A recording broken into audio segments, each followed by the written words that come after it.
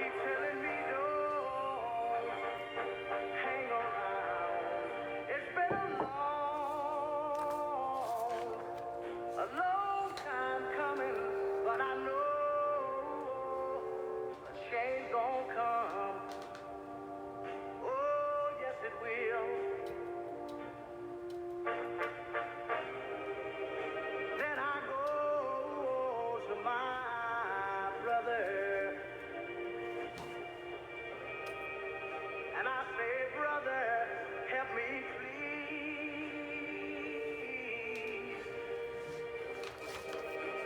But he winds up knocking me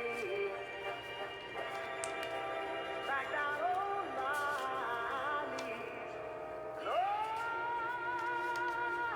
there've been times that I thought I could last for long.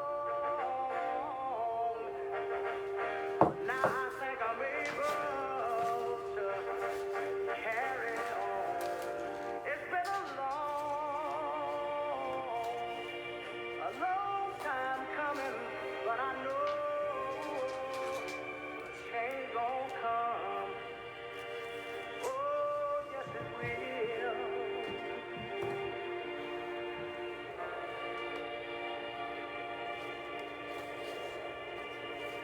So I don't understand why this isn't the top story, but it should be. But before we get there, I've got to tell you that it's now, we're right at 66 days since one LaMelo was gunned down. Yeah, gunned down. He did not die of a heart attack. It was not an abortion. It was infanticide because he was only 4 months old. Killed in broad daylight right there in Biloxi in the middle of I-10. And to this day, 66 days thereafter, we still have no clue as to what actually transpired. Why? I'll tell you why. Because, well, the investigating department, which is the Biloxi, and, of course, as directed by the Harrison County District Attorney, has not seen fit to provide you, my audience, and the taxpayers of this county with that information. Now, granted, it might take a little time. We were told last, I think, Ro, by the Biloxi PD. And by the way, I've got a lot of faith in the Biloxi PD during this investigation. Only people we've not heard from was the district attorney. You've made some attempts as of late. I have, and more of the same. More of the same. So as far as we understand, it's a ballistic thing, and so regardless of what Rick Daniels says, then we're going to wait until we have all the information from individuals who typically would give us just about every piece of information we could get. No, really. Boy, did we get information regarding the former police officer who committed suicide. Well, really, I'm talking about stuff that's not going to change, i.e. if you were to see the autopsy or what have you, I mean, that's not really unusual. We've asked for the names of those officers involved, and of course, they're not compelled to give those names. I understand that. Okay. I really am. We know what agencies these officers represent, those who fired a shot at that car. Can't even get any cognitive information regarding the standards upon firing into a car where there's a hostage. So, I'm making sure you, my audience, understands that those individuals who are tasked with defending and enforcing law and order are not exactly forthcoming about this. And I hate to say this, guys, but you can do better than that. You really can. So, there you have it. All right. More gunplay. That's the top story for me. The larger story is this story. That story right there? That guy right there? That guy right there, under any other ordinary circumstances, will still be talked about today. Had he done what we think he would have wanted to do. And that is on the 4th of July, right there in Chicago. This guy sitting there in the W Hotel, armed to the hilt, guns on the windowsill overlooking Lakeshore Drive, hundreds of thousands of people, 4th of July Day. And this guy, that guy right here, see that guy right there? I'll give you a color picture of him, see it? Look a little better. That guy right there, is he out on bond? I think he's out on bond, isn't he? If not, he is about to be. I'll tell you what he bailed out for. Well, first you've got to understand this guy. This guy is Keegan Castile from Iowa. He was arrested at the W there in Chicago. He had a laser sight and ammunition on the 4th of July right there on the windowsill. And it had not been for a, well, you call them maids, but they're not maids. They're what do you call them now, Drew? I don't know, for lack of a better way of putting it. The woman who cleans up the room. Domestic engineer. Domestic engineer, okay, I'll go for that. Housekeeping, how about that? Housekeeping. She happened to see this and said, that's odd. They got a big old rifle, long gun, sitting up there on the windowsill, overlooking Lakeshore Drive. What are you doing with that? Oh, that's not all he had. Oh, he was pretty well equipped there. Let's see, he had a handgun rifle, 5 rifle magazines, all of which on the windowsill. Of course, the handgun had a laser scope on it, and he had another laser scope for his rifle. Didn't say what kind of rifle. Does it? Oh, yeah, there he is, right there. You got it.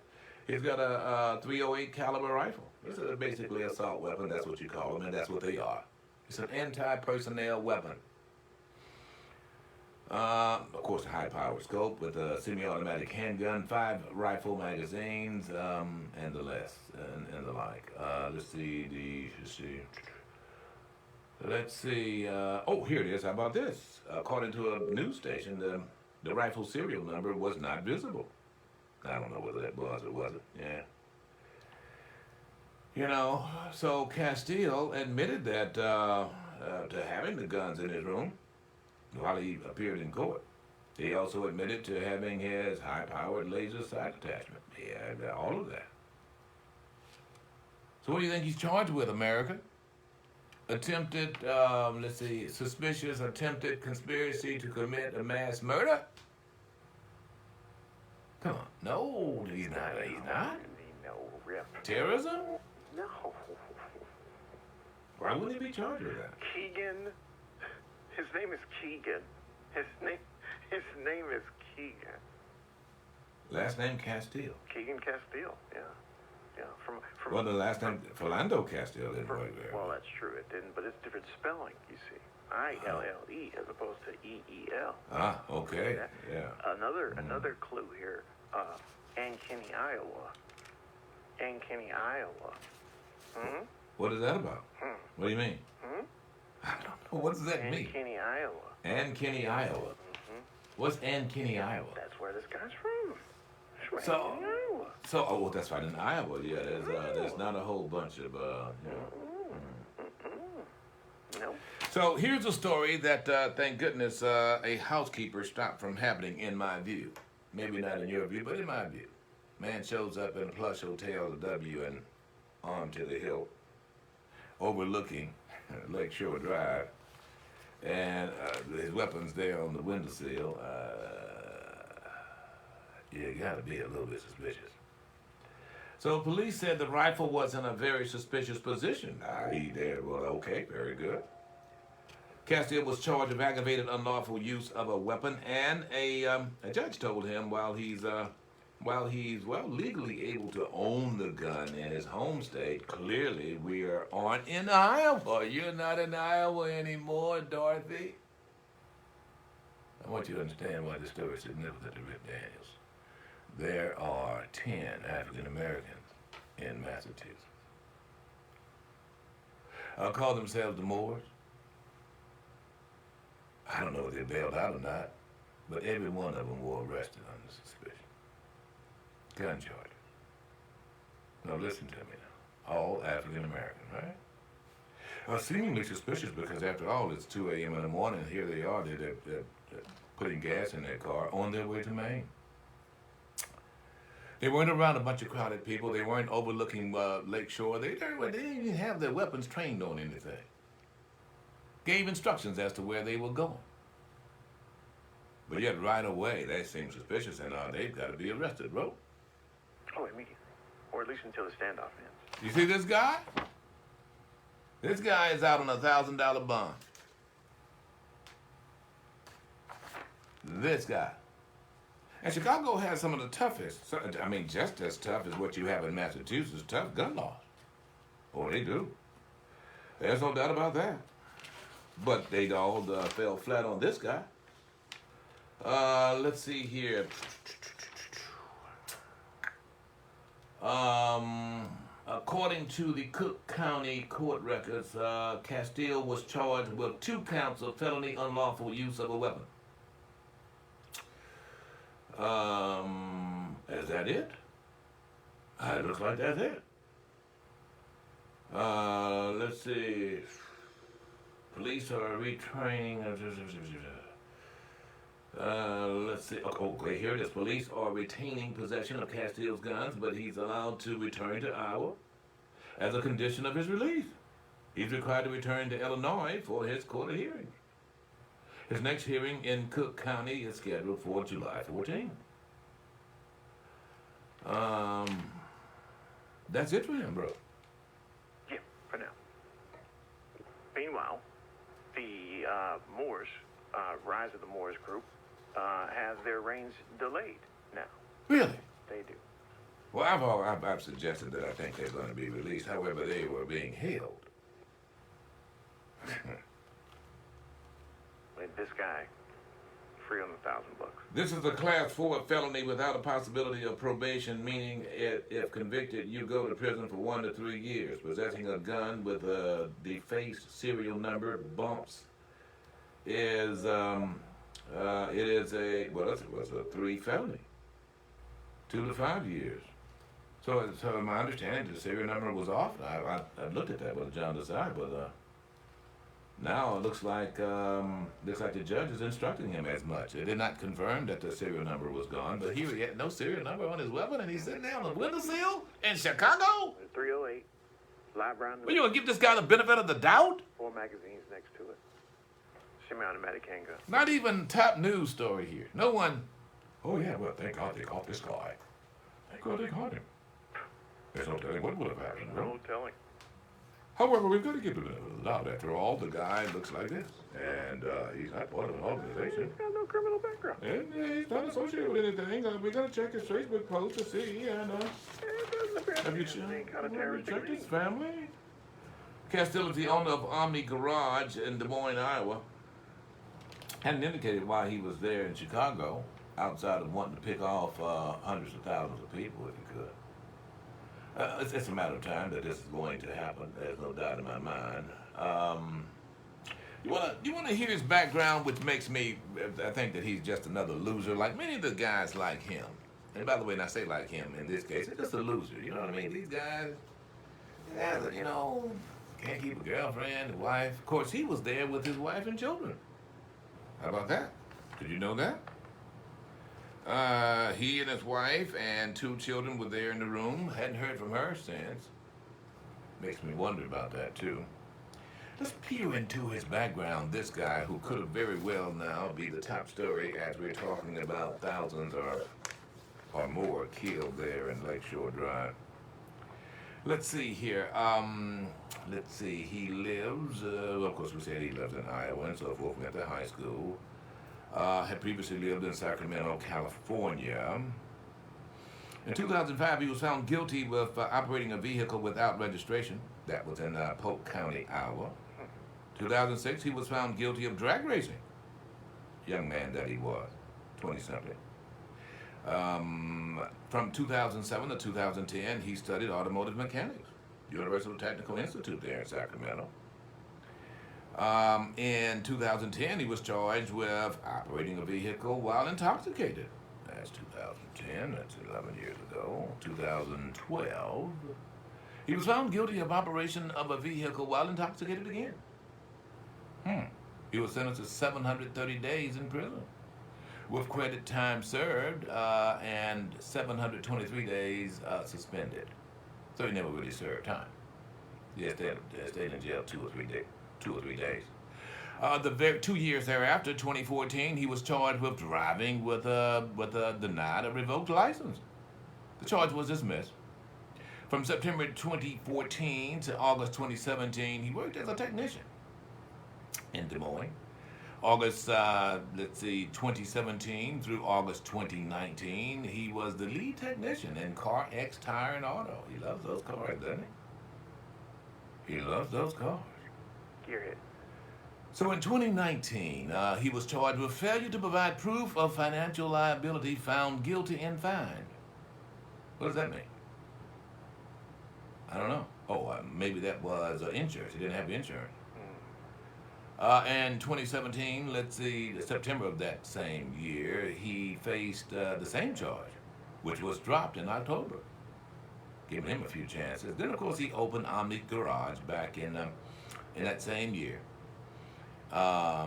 He worked there as, of course, the master automotive specialist. And then on July 4th, 2021, a couple of days ago, he and his wife and 2 children checked into the room, the 12th floor of the W Lakeshore Hotel. By the way, very nice, the W there. Just down from House of Blues. Foundation room is there in the House of Blues, of which I'm a member. Really nice private club. Castillo's room facing Ohio Street Beach there. Was he really? Oh boy, that was full. He would have had to have booked this in ample time, though, wouldn't you think? July 4th weekend, absolutely.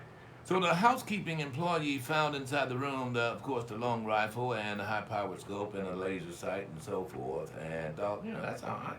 In a windowsill overlooking the crowded Ohio Street Beach on the 4th of July. And so that's when he was arrested, this 32-year-old man arrested and charged with unlawful use of a weapon. Didn't use it, didn't pull the trigger, but unlawful use by Chicago standards. And then on the 6th of July, he briefly appeared before the Cook County judge, David Navarro, in a bond court. He was booked into the Cook County Jail in Chicago on a $10,000 bond, and the next hearing was set for the 14th. He paid $1,000, 10%, and he's walking. Shh, Ro? No big deal. Talk about privilege. No big deal. He wasn't a Moor. Right. His name wasn't Mohammed. Exactly. And it was all just, after all, it was no big deal. It was just a July 4th No big deal. me and my kids, and I had my weapons there, because after all, I'm going to Chicago, and Chicago, and, you never can tell, that I've got to have my weapons there in Chicago. I just had my guns out on the windowsill, and Live round in the chamber, 4 magazines next to it. this guy right here. Ladies and gentlemen, you can sit there and you can play like me like all you want. There's a double standard. There's absolutely no reason whatsoever that this individual has bailed out and is now perusing around.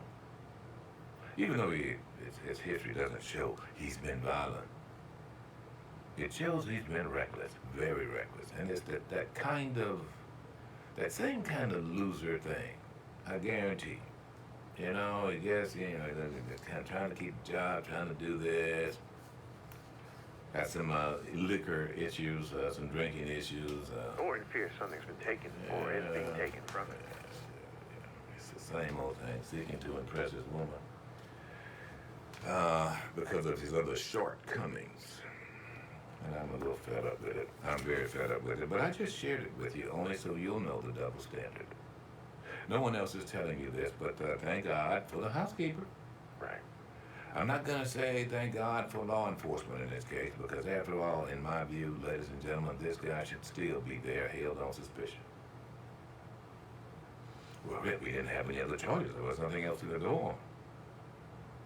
If we're at a point whereby it's all right, it's okay to be armed and we can't arrest you until you actually level that weapon on someone. We in deep trouble. Listen to me, law enforcement, you are in the biggest trouble. Because had this guy decided on that day, there would have been absolutely positively nothing you can do until probably he emptied all those magazines. And then subsequently, as people that look like him will do, kill his 2 children and his wife. You do know the greatest threat to Caucasian children right now is Caucasian males over 30. Oh, does that surprise you? Oh, please don't. Don't let that surprise you. I mean in a violent kind of way, you know. It's just statistics here, folks. Look, folks, yeah, and so that's not nearly as promoted as African Americans killing each other at a clip, is it? Well, now you know about white on white crime. And there are those who seek to ignore it. And for whatever reason, oh, we know the reason. I won't be catty fatty. You know, folks, I stop everything for family. I really do. And there's a letter that I'm going to share with you that I'm going to spend a little time on because, after all, I just mentioned African American males, and there's no doubt about the fact that the stats are there, even in Chicago. Of course, stats would have been greater had this person been allowed to do what maybe he was thinking of doing. For those of you who keep up with how many people are killed in this 2.6, 2.8 million populated city, you know how you do this. Well, this is many killed in Chicago, and without any mention of the number of people who are in Chicago compared to, let's say, Iowa, or compared to Mississippi. Just a few more in Mississippi, 3 million or so. Who's counting? But when you match the number of murders, not that any should be good, then you've got to match the population with it, right? Chicago has just about more people than Mississippi in its entire state, ladies and gentlemen. Now, let's just count up the number of murders, the number of shootings we've had from DeSoto County all the way to Pascagoula. That's how you compare this, you see. But family is everything, and I've got to share this with you because it troubles me. It troubles me because of my love, ladies and gentlemen, for everybody, but especially for young African-American males, of which I was one. So it's coming from a father. I don't doubt that there are fathers who think like this, and I'm going to go ahead and expose this. I'm going to go ahead and expose this. I'm going to go ahead and throw it out there. And it's not just for African Americans. I think it's for males, period. Simple question. I want you to go on and put this on our Facebook page. However, what would you call this? Maybe insulting it is. Simplistic. We're going to put it up just the same because of this letter, which I'm going to read to you.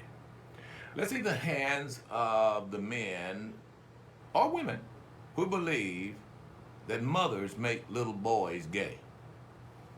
Raise your hand. It is something how no, hang on, no, don't. You can put your hand down. Let's see the hands of those who feel that single mothers make little boys gay, especially little black boys.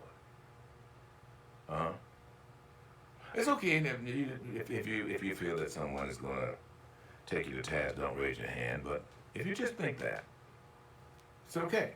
Look, these are your thoughts. Because the letter I'm about to read is from a father who feels similarly. Actually, he did not actually say, well, he did say it, but he says weak. His mama makes him weak. And brother, I really appreciate it. I really wanted you to come on. I understand why you won't, because you're trying to get you and your lady back together. Got it. I understand. I don't mind telling you that this is, well, I'm not going to tell you who folks are and where they're from. But I just appreciate how he wrote the letter. He said, Rip, you're a dad, I'm a dad, and I just gotta say that I think that my girlfriend of 9 years is making our son weak. We're no longer together, and I'd like to be, but I don't think we can ever be For one reason, well, I'm sorry, for one reason only, is because she does not want to be. Let me just say, as an aside, I wanted to marry her, she refused. We are not together now because of training wheels and sleeping in our room. Now that's the thing that interests me. Training wheels and sleeping in our room. You know, folks, I could tell you it's hard being a couple, and sometimes you fall out over the simplest things we think. But usually something is built up.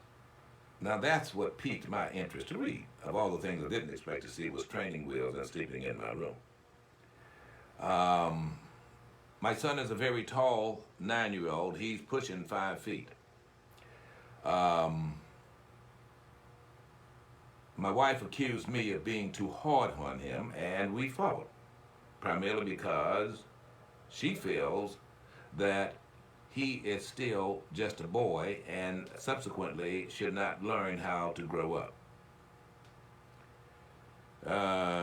He goes on to say, okay, I'm going to skip down to this. This is where the gay part comes.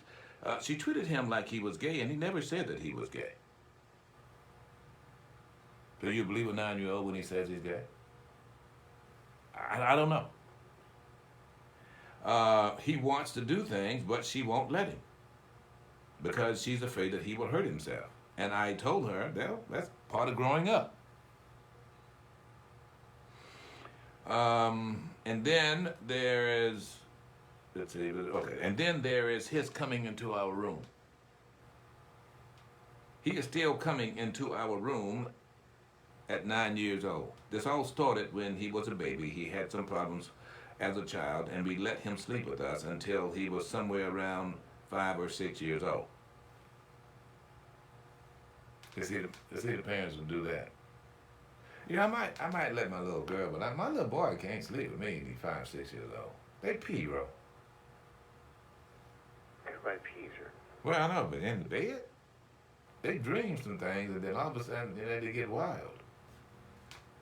I mean, I can see that he's sick. You know what I mean? I'll do that. Okay, yeah, your baby's sick, and so you want to keep him close. I got all that. But at that age, you... Not on a regular basis. No. And they stink. Even when they take a bath, their hair stink. What? Little girls' hair don't stink. Look, I like little boys. I was a little boy, but I mean, trust me, I know. They don't clean themselves. Don't wipe well. Don't look at me. You would have had to have it.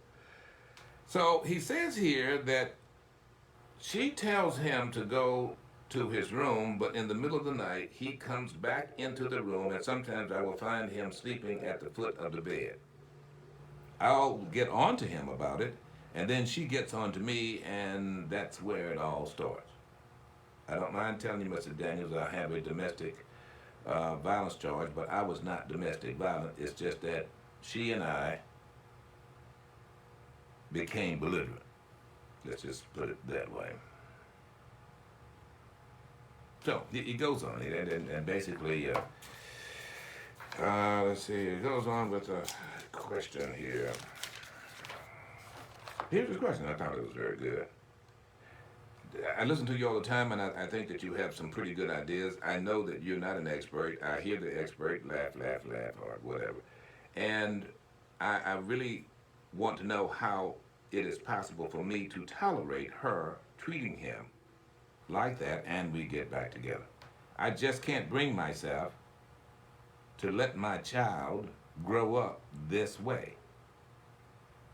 How can I stop it and keep her?